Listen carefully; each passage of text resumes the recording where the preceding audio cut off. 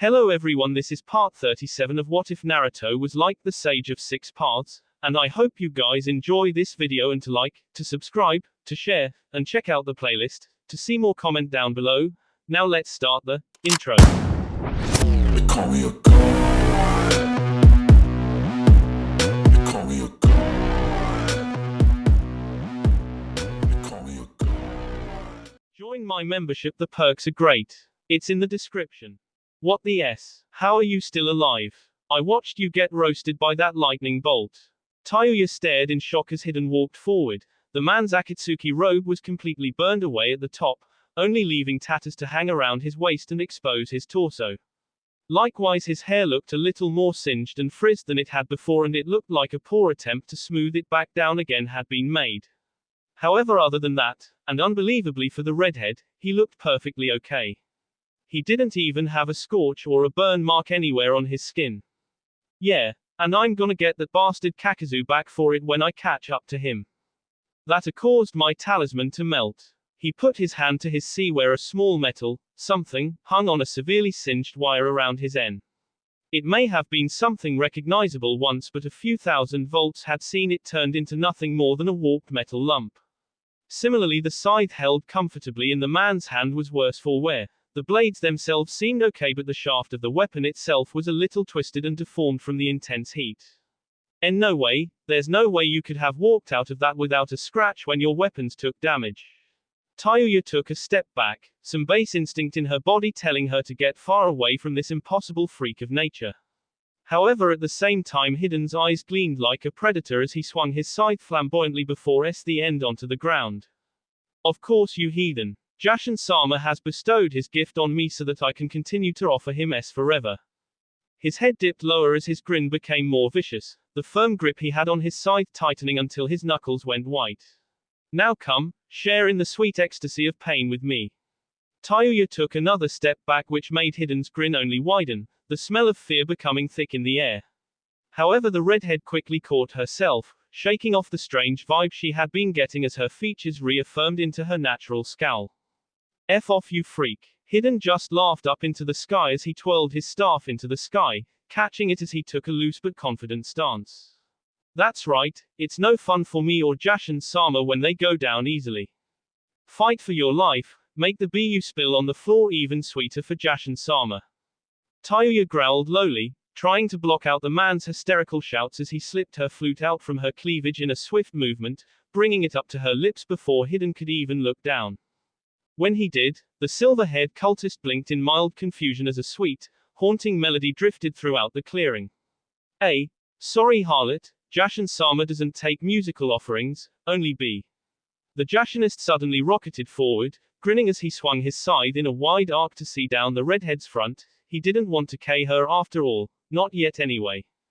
However, he stumbled when the Tayuya in front of him faded away, her body breaking down into ash and dust that just floated away, unaffected by his swing. The man looked around for a few seconds, slinging the weapon back up onto his shoulder as he casually glanced about, waiting for the inevitable counterattack. Pretty neat trick, girly, but did you really need the stupid flute to do it? Get a cooler instrument, like a guitar. He whirled around, striking out with his scythe as he felt a presence behind him, only to gawk as the gleaming red blades passed straight under the upper half of his opponent. Tayuya just grinned as her torso floated there, dust and ash streaming from where her legs should have been as she spanned the flute between her fingers, even though the melody seemed to continue on without her playing. Get a clue, freak, the flute's the best instrument there is. As if to prove it, the floating redhead suddenly lunged forward faster than Hiden could react and jammed the long metal instrument straight into his eye. The silver-haired scythe wielder staggered back, clutching the metal pipe as he cried out in pain and anger.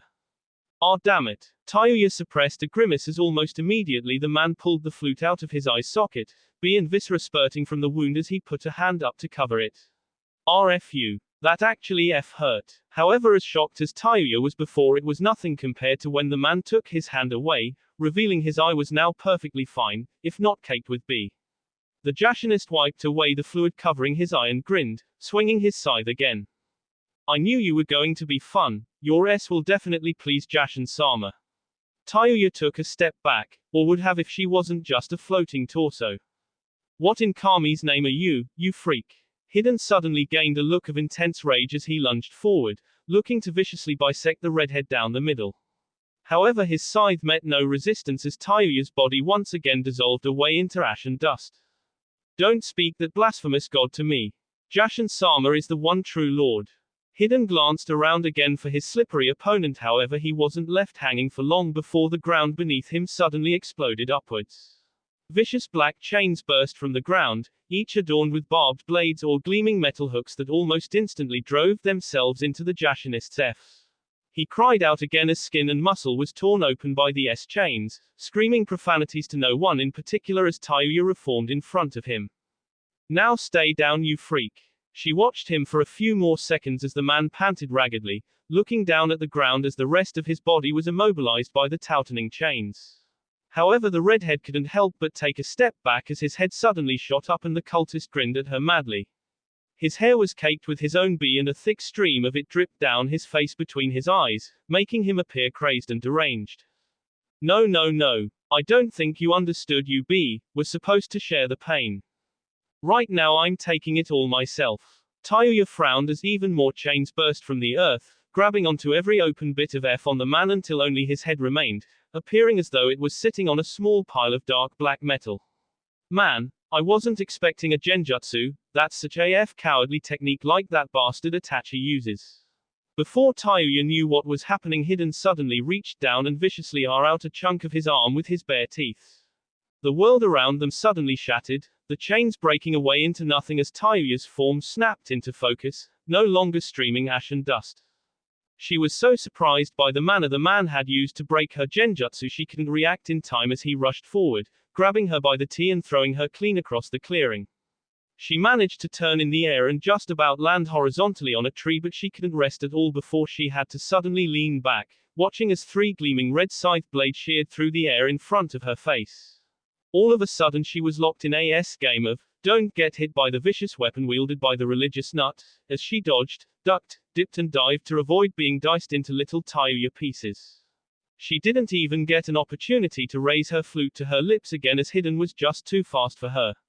Her salvation came as Hidden began to get giving larger, more flamboyant swings that gave her the opportunity to suddenly grab the massive scythe and use the man's own momentum to push him over her shoulder. Damn it, B, just hold still. This is starting to get annoying, you know. Tayuya ignored the man as she jumped back, bringing her flute up again as she began a frantic melody. Hidden blinked as the ground beneath his feet seemed to melt away as if it had suddenly turned to quicksand. His entire lower body slowly sank down into the mire-like substance as the trees around them broke down and scattered to the winds. He grimaced as he brought his scythe about awkwardly, having to struggle in order to pull it out of the strange swamp the genjutsu had put him. This ain't going to work on me again, B.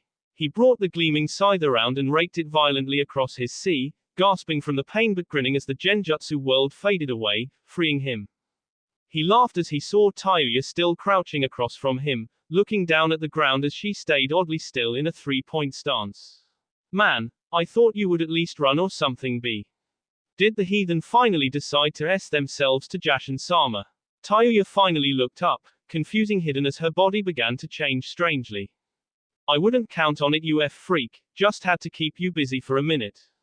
Before the Jashinist's eyes, Tayuya's skin darkened until it was almost the color of chocolate, her hair lightened at the same time, becoming a pinker color.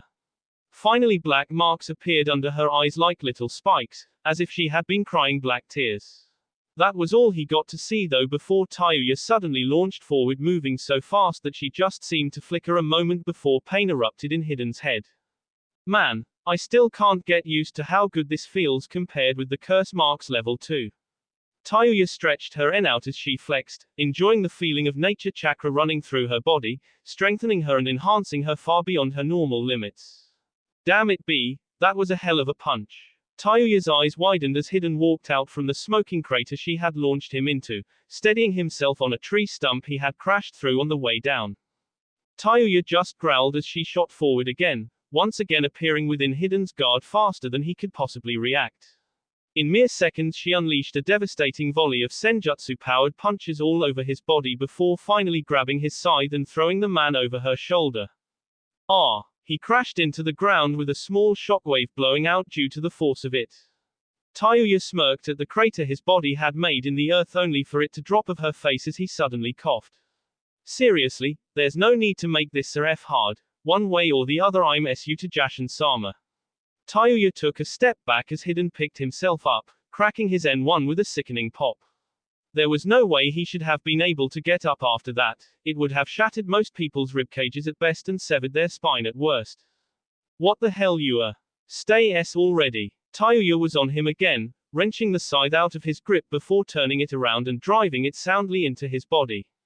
Hiden's eyes widened and he spat out a long stream of B as the pole of the deformed weapon broke straight through his sternum. However, Tayuya didn't stop there. She kept driving the shaft through the man's body until it completely skewered him, allowing her to lift him off the ground like some sick shish kebab. Hey, not good enough, heathen. Tayuya cried out as Hiden suddenly lashed out at her with an extendable spike he had hidden in the tattered remains of his robes hanging around his waist. She dropped the hold she had on his scythe to grip her arm, trying to stem the bee from the nasty sea he had give her. Ha! It's finally over. Tayuya took a few steps back as Hiden dropped to the ground, quickly picking himself up. The redhead just couldn't believe what she was seeing. Hiden was just standing there with his scythe driven right through his body like it was a splinter. She couldn't figure him out. It just wasn't possible for anybody save maybe Orochimaru and other freaks like him that had done something twisted to their bee. This guy had to have some kind of unbelievable healing factor to take injuries like this as though they were nothing, or even be standing after them. No, Tayuya frowned at that. No kind of healing factor would save you from a direct lightning strike. That was just unnatural. What the F are you? Hiden just grinned, a gleam in his eye as he brought the spike up to his mouth, still dripping with her bee from where he see her. I already told you, heathen. I bear Jashin-sama's blessing, because of him I am immortal. He laughed before languidly licking a long line of her bee off the pointed weapon. Tayuya just tried to process that, stunned for the moment. There was no way this guy could really be immortal, could he? However, any chance of her trying to convince herself it was some kind of trick were dashed when Hiden suddenly grabbed the handle of his scythe, still sticking out of his abdomen, and wrenched it out. A deluge of bee poured from the wound as the man bent over, griping the bee weapon with slightly trembling hands. Ha! Now that's what I'm talking about. Share in this pain with me, heathen. Be cleansed by it before Jashin-sama. Hiden suddenly straightened up and despite the large splash of bee across his sea there was no indication of a wound of any kind. Tayuya was frozen as her mind simply struggled to come up with an explanation for what she was seeing. However, unfortunately for her, that was ample time for Hiden to draw out a large symbol on the ground using his bee that he had just spilled. It looked to be some kind of large circle with an inverted triangle at the center, and he drew it with his foot, using well-practiced, sweeping strokes. This is it, B. Slowly his tan skin faded into a deep, obsidian black as white markings that looked like bones appeared all over his body, as if tracing out the skeleton beneath his F. Standing there, with his scythe in hand dripping with B and the devilish markings that appeared over his body, the man could have easily been mistaken for some kind of grim reaper, come to collect her soul. Finally though, Tayuya had enough, snapping out of her shock as she growled, shaking her head to rid herself of the chilling feeling that had come over her. Put on some makeup, have we, freak? Hiden grinned maniacally as Tayuya suddenly rushed him, not even bothering to move out of the way as her blow struck him straight in the stomach. However, in the exact same instant Tayuya's eyes bulged out as her body was thrown back as if by some invisible sledgehammer. She skipped along the ground before rolling to a stop, blinking away her shock as she staggered to her feet, clutching her stomach as pain racked her body. She looked over, spotting Hiden doing the same. At least her punch had managed to do something. The markings across his body had vanished. Do you feel it? Hiden staggered to his feet, still grinning even as he spat out a wad of B. He sprinted back to the symbol he had marked on the ground even as Tayuya rushed to intercept him. Do you feel the pain we share? She was too late. As soon as he stepped inside the markings returned, faster this time, and in flash he took out the spike again and swiftly jammed it into his thigh. Tayuya could only cry out as her leg exploded with pain, causing her to collapse to the ground. What have you done to me? She managed to get back to her feet, but her leg was shaking badly, threatening to give out beneath her. Slowly B leaked from AS wound in her thigh, in the exact same place Hiden had S himself. Don't you get it yet, heathen? We are linked now, you and I. It is yet another gift Jashin-sama has bestowed upon us unworthy beings so that we can share in the agony and ecstasy of pain. Slowly he traced the spike up his arm, drawing out a thin trail of bee that almost as soon as it appeared was gone. Tayuya wasn't so lucky and had to grit her teeth as that same sea appeared along her own arm as if drawn by some phantom blade. Slowly the markings that defined her sage mode faded away as the nature energy in her body ran out and a whole new pain exploded through her as the full force of her injuries caught up to her. Unfortunately I don't have my prayer necklace anymore, so Jashin-sama will have to forgive me for see this s short. Tayuya's eyes widened in horror as the man slowly brought the spike up, pointing it back down at his own sea. You were a worthy harlot, but now it's over.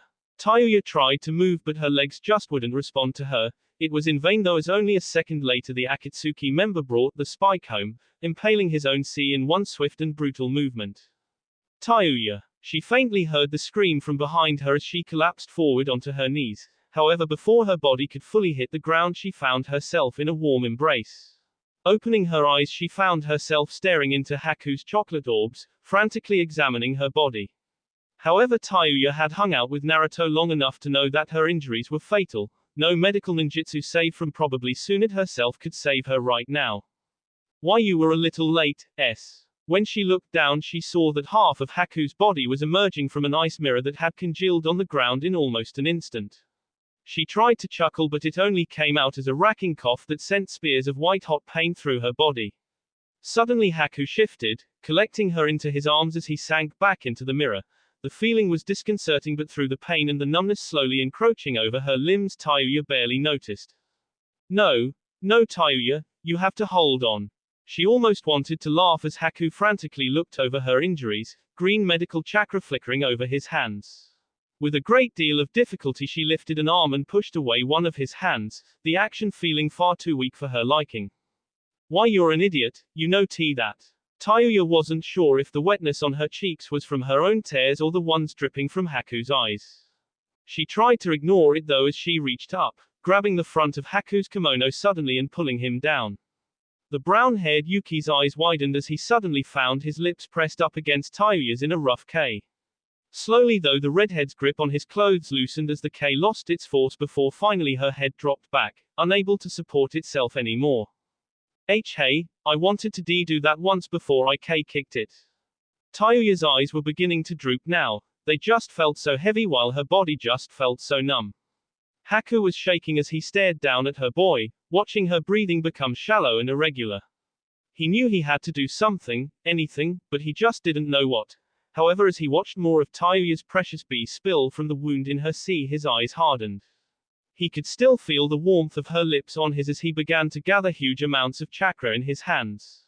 He really hoped this would work. Fuu's wings beat furiously as she flew straight down towards Zetsu, using her flight advantage to come at him from above. However, her orange eyes widened as an enormous vine burst from the earth, wrapping around the strange white humanoid like some kind of wooden cocoon. She tried to abort her dive but ended up brushing her foot against the wood as she did a mid-air turn. She winced as her control over her wing constructs was shaken and she banked too much on one side. She just managed to twist her body to land on her feet but she still skidded back a few meters, digging little trenches with her heels. It's useless Jinchuriki-chan, I know you'll defeat me sooner or later but I need only buy time for the other me to find your friends.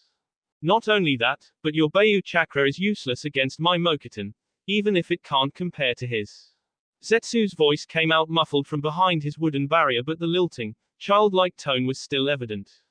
Behind her, Fuu's wings dissipated into a sparkling dust of chakra as water began to collect around her hands. Quickly two long swords almost half the size of her body condensed in her hand, each with a gleaming edge that betrayed their element's liquid state. Then I will end this quickly. Fuu's eyes set as she dashed forward, dodging and flipping over the multitude of vines that burst from the earth to try and ensnare her. Those she couldn't avoid she see clean through, sometimes spinning to sever the tentacle-like wooden protrusions.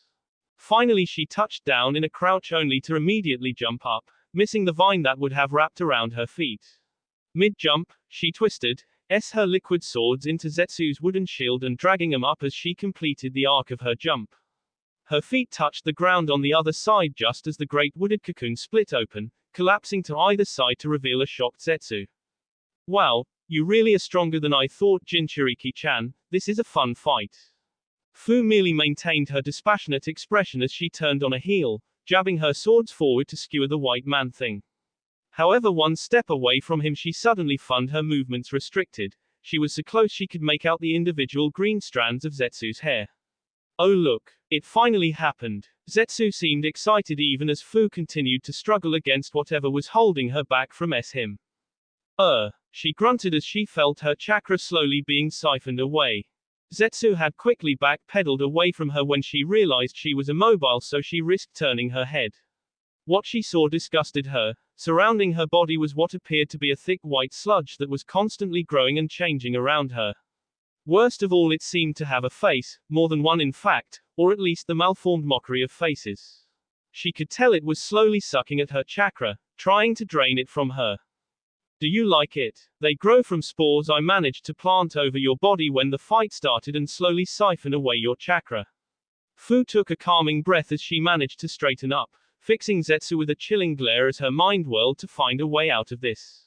Ooh, so scary, Jinchuriki-chan. Maybe by the end of this I could get a little smile out of you. Fu's eyes merely narrowed dangerously before they gleamed with slight amusement, a smirk appearing on her face. They absorb chakra. Zetsu just grinned and nodded happily as his foot once again merged with the earth. However, his smile became smaller as the white gelatinous mass surrounding Fu's body suddenly froze, unable to grow anymore. Slowly the white began to turn gray as the previously smooth texture of Zetsu's spore clone became rocky and rough. Hey Jinchuriki-chan. What are you doing to it? Fu merely remained still as cracks began to appear over the clone's body.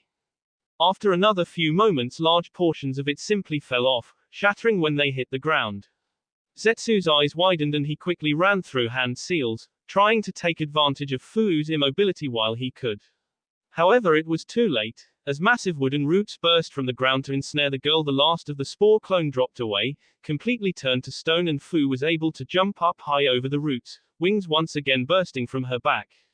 Oh hey, that's no fair, Jinchuriki-chan. My parasite clones can't handle nature chakra like I can.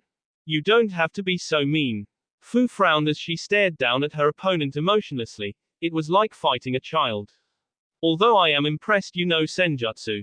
That's a really hard skill to learn, The mint-haired Jinchuriki quickly ran through her options before nodding once, taking a deep breath in before exhaling in massive cloud, enhancing the jutsu with the tiny amount of nature chakra she had managed to channel in the short time. Ooh, pretty. A bright, sparkling dust spread out from her breath, practically blanketing the ground below in a glittering layer of gold. Zetsu only had a moment to admire the beauty of the technique before he had to shield his eyes as light was reflected over and over and over again inside, becoming blinding. Fu watched on from above, immune to the blinding effecting of her scale dust technique. Slowly, almost languidly, she held up the tiger seal.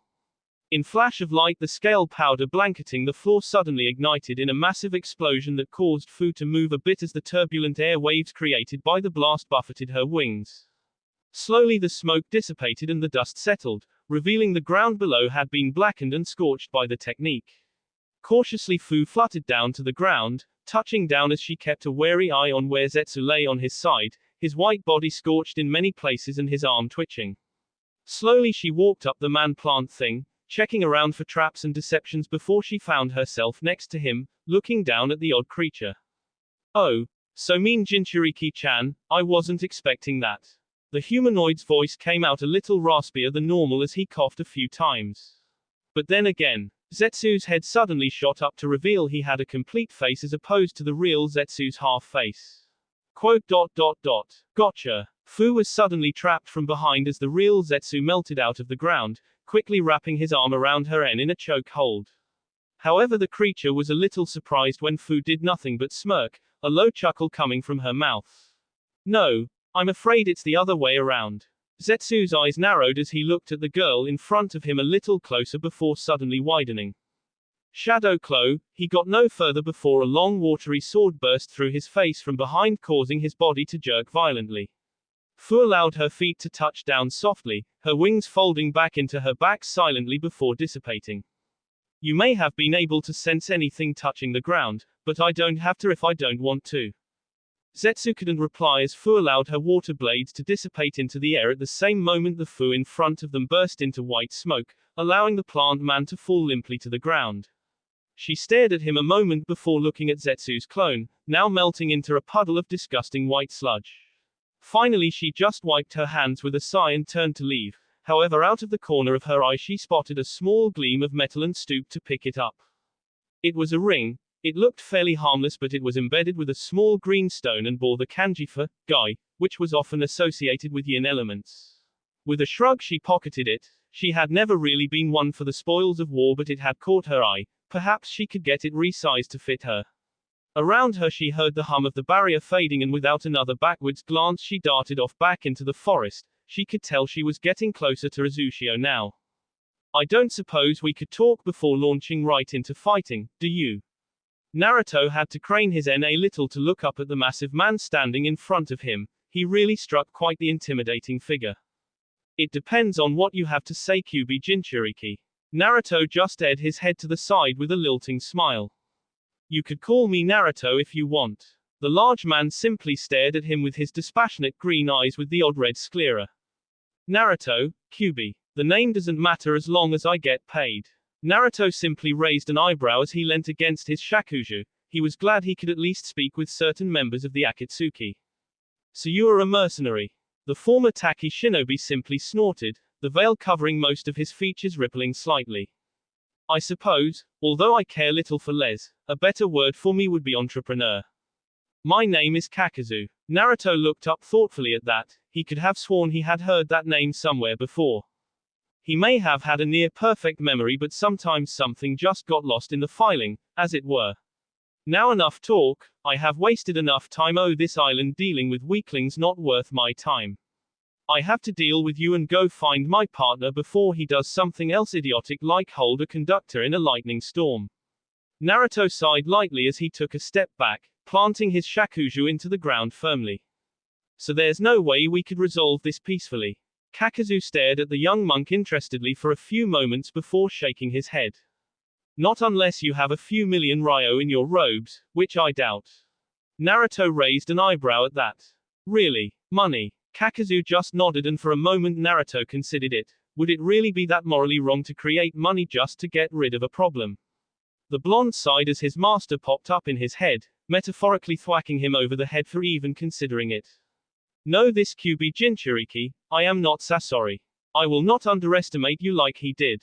I've lived long enough to know that any power that can harness the Beiyu, such as Hashirama's Mokuton or the Uchiha's Sharingan or those Rinnegan eyes in your skull, are dangerous indeed. Naruto simply nodded with a sigh, taking a deep breath before his eyes snapped open, pulsing with chakra.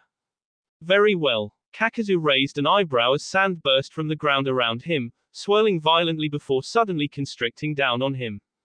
Naruto waited patiently from outside the localized sand storm, eyes slowly roaming around.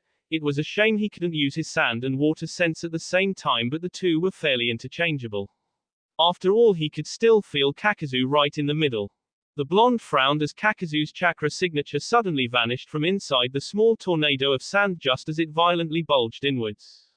That would have trapped most other people, but even as he thought that he had to jump forward, just in time for a volley of odd grey tendrils, no thicker than senbon, to go flying over him. However, his dodge wasn't enough, as proven when those same tendrils suddenly diverted down into the ground with enough force to cause rocks and dust to fly into the air. Is this really all the Rinnegan can do? Sasori must have been far weaker than I thought. Perhaps I should have cashed in his bounty after all. The Akatsuki member reappeared with a flicker of movement, revealing that the grey threads had emerged from his arm. Slowly the smoke cleared around where his attack had impacted, and he heard a light chuckle. When it was clear enough to see, Kakazu simply raised an eyebrow again. Well, you're fast, definitely faster than me, that's for sure. At least when I'm like this. Naruto slowly stood up, revealing that the volley of dangerous grey threads hadn't even scratched him, even though Kakazu had felt them all hit the blonde. Mildly impressive. You have some form of armor or defense beyond that irritating sand. Naruto just grinned as he dusted off his robes, now a little torn from the thin tentacles attack. And you are like a walking rag doll. What is that anyway? Kakazu grunted as the tendrils retracted back into his arm like whips, returning to the separation in his forearm where they quickly wove back in like macabre chaise. Naruto imagined that wasn't the only place on his body those threads could leave or attack from, so he knew to be wary. I have no need to tell a brat like you anything. Naruto just shrugged as he lazily lifted an arm, tracking Kakazu as the man suddenly launched forward. Normally it would have been far too fast for Naruto to react to in taijutsu, but he wasn't using his body for this. Shinra Tensei. Midair, a few feet from where Naruto stood, Kakazu suddenly widened his eyes as he was sent flying back with the force of a small freight train, and he had been to Yuki no Kuni, so he knew how powerful those were. The man's body created a small trench through the ground as he through it, tendrils lashing out at random into the ground to halt his crash. Naruto stayed where he was, gazing curiously into the small cloud of dust that he had created this time. Well, I suppose that is the so-called invisible attack I was warned against. It's certainly. A figure emerged from the smoke to reveal Kakazu hadn't taken any damage either, although his Akatsuki robe was torn to shreds from the rocks he had crashed through. Quote.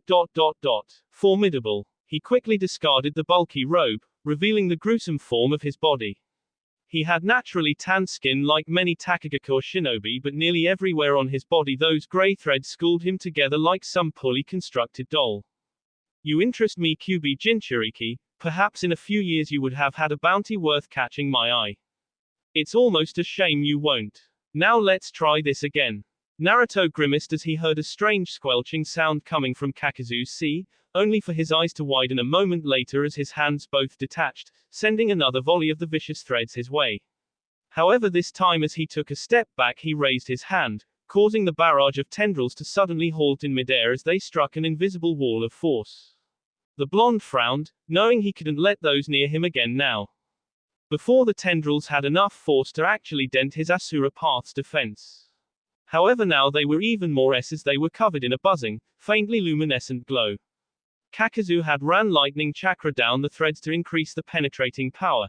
If they were to actually hit him, he was sure he would be skewered. However, even as his mind figured this out, the threads were pushing back against the wall of force they had encountered, and Naruto's 3 seconds hadn't quite counted down yet, so he did the next best thing. Banshu Tenon. As he held one hand out to maintain his Shinra Tensei, he crossed his other one over it, aiming at a particularly large tree on the other side of the clearing. Kakazu was hardly unprepared as the enormous tree suddenly flew at him from behind, and instantly more threads burst from the ground, catching it and breaking it too before throwing the two halves to either side. However, it had weakened his concentration long enough for Naruto to move out of the way of his barrage of threads, leaving the two standing across from one another again. With every move you reveal more and more of yourself to me, bringing us closer to the inevitable end where I carry you back to the Akatsuki, where your Bayu will be out. It doesn't matter how powerful those eyes are in legend, I am a living legend and experience will always beat you upstarts. Naruto just gazed at the man evenly, sizing him up. So far he had only displayed this ability with these odd threads and a lightning affinity, but he must be a powerful shinobi if he was in the same organization as Itachi Uchiha and Kisame Hoshigaki. Alright, I'll play along. Really, he was just stalling for time, trying to gather senjutsu as quickly as he could. Kakazu was definitely faster than him like this, as Naruto was only 16 and he could only guess at this man's age. Kakazu simply frowned as thicker, stronger-looking tendrils suddenly burst from the earth around Naruto, imitating what he blonde had tried to do to him with his sand. Do not think I don't know the signs for when somebody is gathering senjutsu. I know you need to remain still, so I won't allow it. The tendrils all shot at Naruto from every side, not leaving him any space to avoid them. Sand whirled around him defensively, but the lightning-enhanced threads through it like it was water. Naruto was still getting over his shock that Kakazu knew about senjutsu, that made the second Akatsuki member to recognize Sage Mode. His eyes pulsed with chakra and the threads were once again halted by an all-encompassing wall of force centered on the blonde, but it didn't buy him nearly enough time to gather enough nature chakra. Instead he had to dash away, skidding to a stop some distance away as Kakazu turned to him with a level stare. The threads simply vanished back into the ground, making Naruto glance about warily. He caught the tiny tremors before the tendrils actually emerged, pivoting his foot to turn and run in the opposite direction. However, he could only widen his eyes in surprise as he ran straight into even more of them. Blood dripped from the edge of his mouth as he looked down in shock, not even able to count the numerous places he was skewered on Kakazu's threads. It was pointless from the start, QB Jinchuriki. You were too young and too weak to have lasted long against me. Naruto managed to turn his head to look at the man as he walked closer to him. The blonde managed to smile even as B continued to drip from his many wounds. Oh, I think I lasted just long enough to be honest. Kakazu was suddenly s by a crippling force that sent the man crashing straight into the ground, creating a colossal crater and leaving a gaping trench in the earth that could have been mistaken for a riverbed. The Naruto, skewered on his now limp threads, vanished in a burst of smoke after giving a childish grin.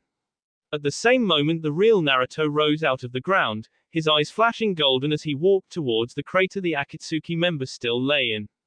How's that for experience? Did you learn something? The blonde easily diverted his head to the side as another, tighter packed volley of threads suddenly launched at him from the smoke, reaching over and catching the gray threads without trouble. He felt the slight tingle from the lightning-natured chakra running through the tendrils but nothing else. He grinned as he quickly absorbed the man's chakra. The threads were an amazing conductor for chakra like his rods, so it was almost too easy. His eyes tracked the incoming wave of the dangerous gray threads as though they were moving through treacle. When nature energy surged through his system, it was like the entire world slowed down. He was in harmony with it, able to understand the tiniest motions and predict how they would play out. As soon as the lightning-infused tendrils got near him, it was as though they had passed through an invisible bubble. The crackling aura of blue energy around them vanished, drained away into Naruto's body.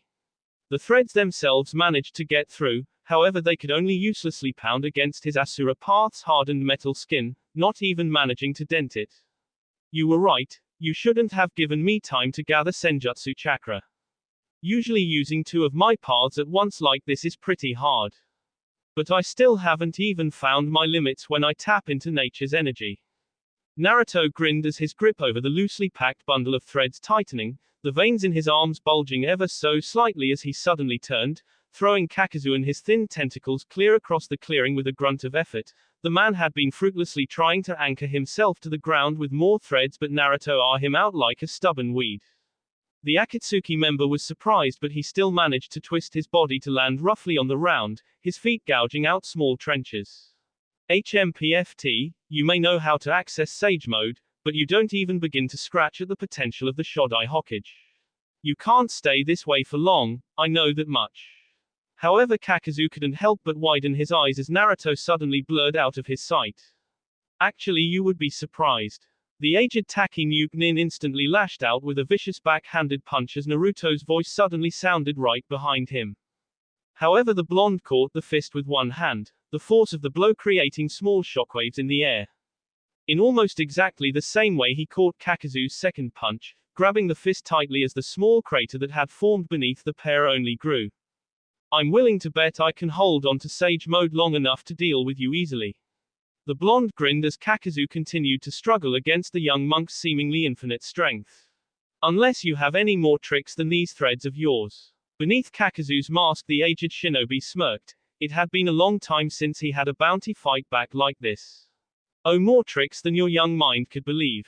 Hundreds of threads burst from all over his skin, flowing out like a doll's stuffing to try and entangle the blonde.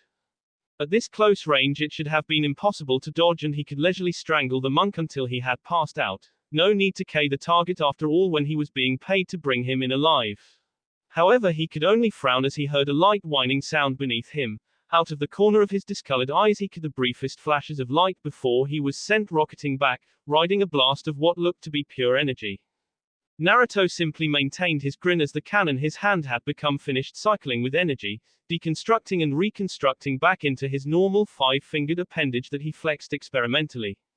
He had learned a lot from his fight with his darker half. If he had power, then he was obligated to use it, but for the right reasons.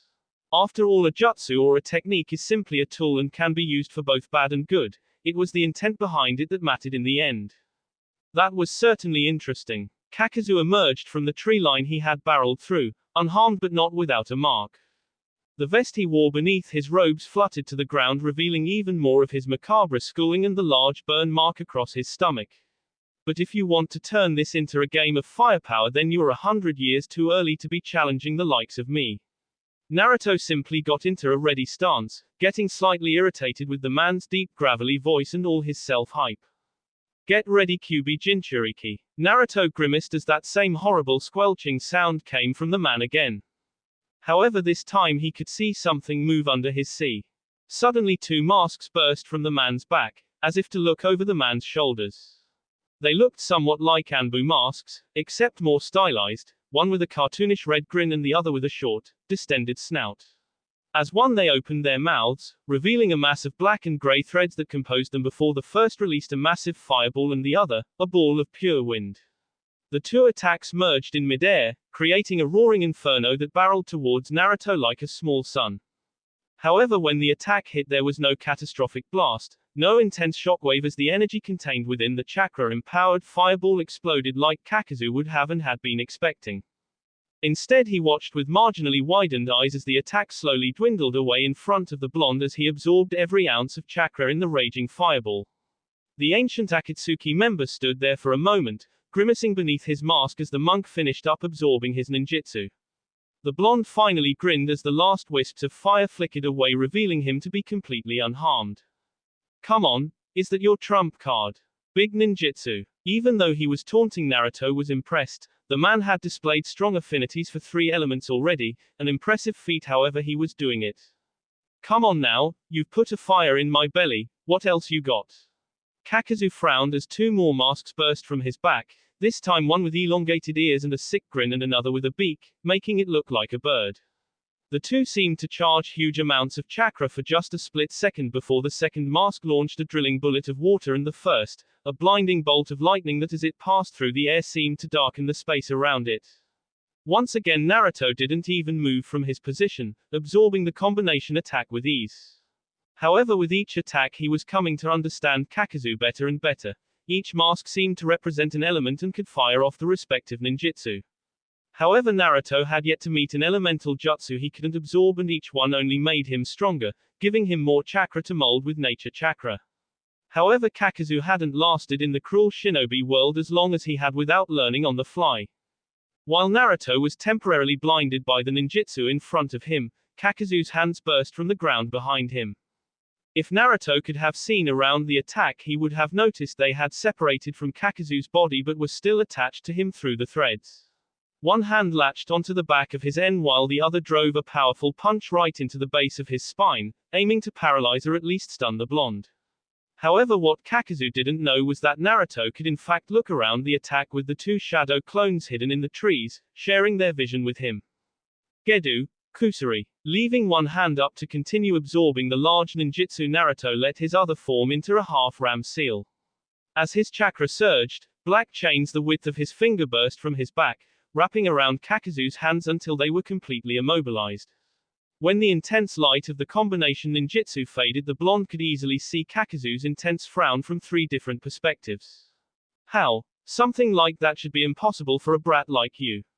How could you possibly do so many things at once? Kakazu's voice wasn't hysteric or even urgent, but his deep gravelly voice contained a lot more irritation than before as the monk simply smiled.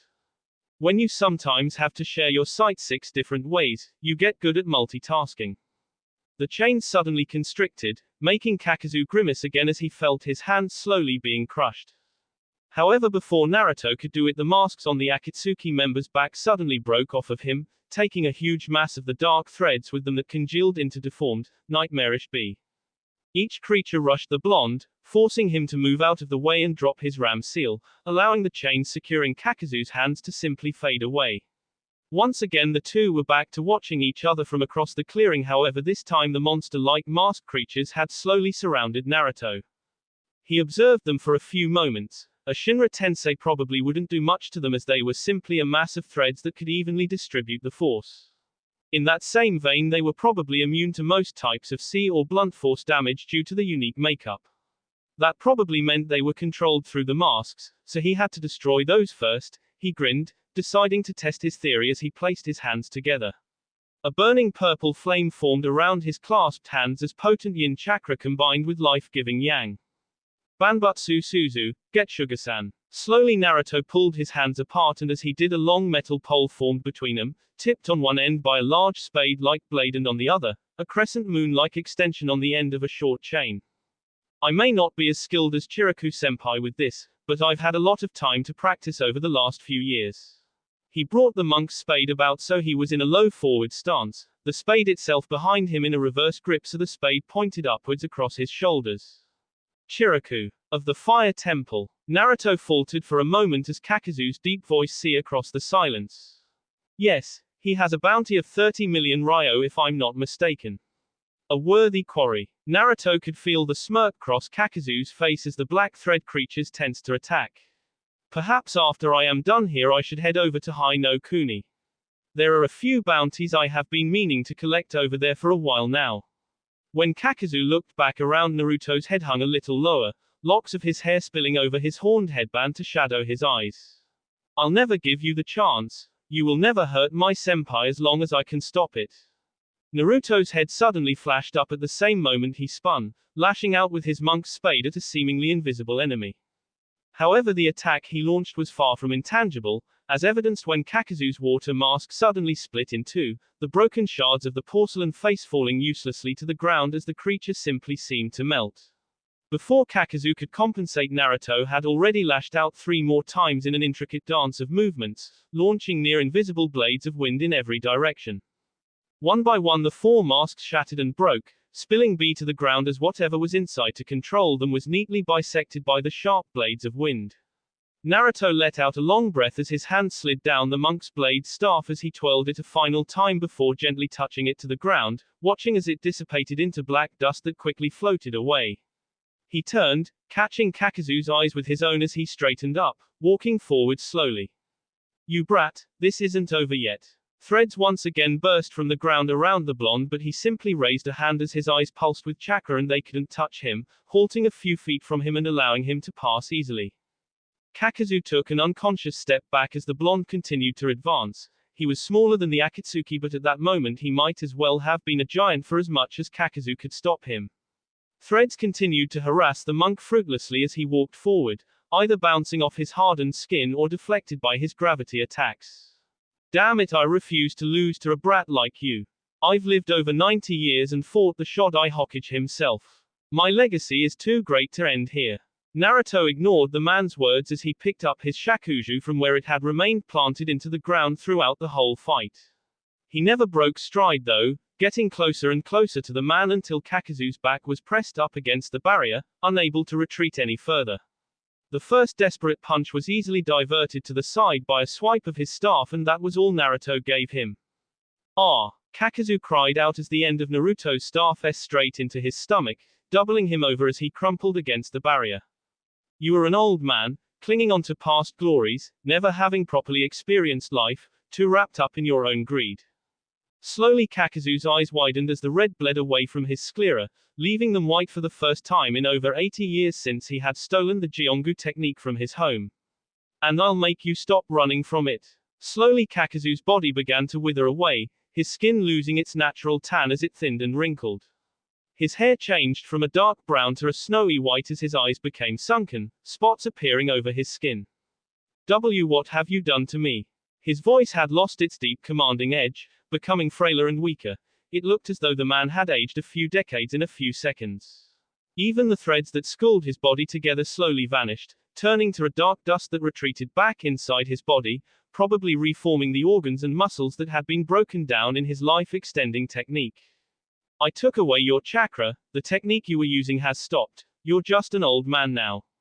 Absently Naruto heard the buzz of the barrier falling as it recognized his victory over Kakazu, however he paid it no heed. Now tell me about the Akatsuki.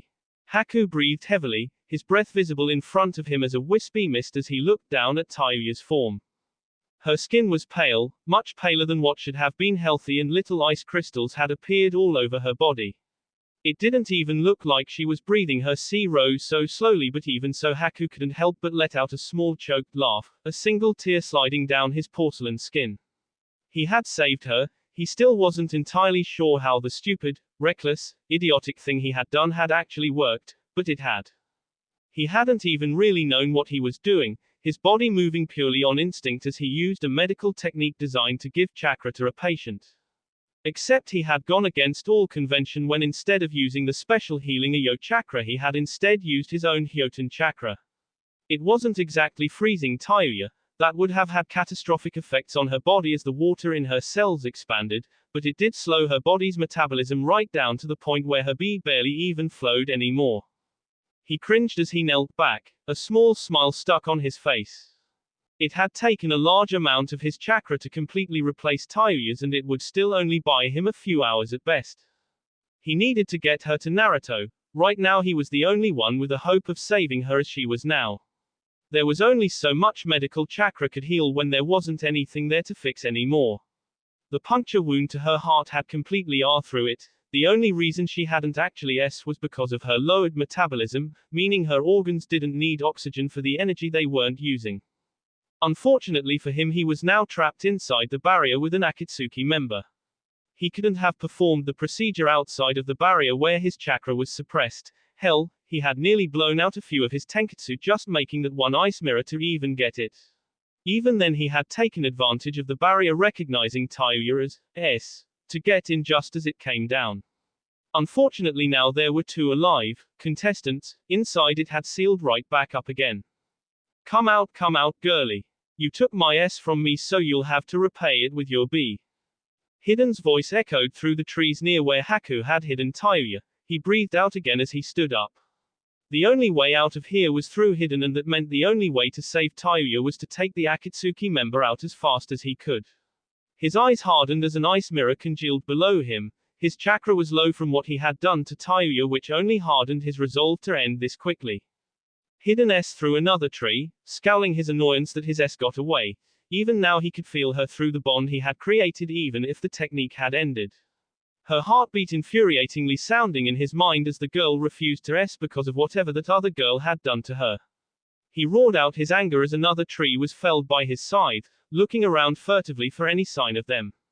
However he paused in confusion as he rounded another tree only to see himself. No, it was his reflection in a large mirrored panel jutting up from the forest floor.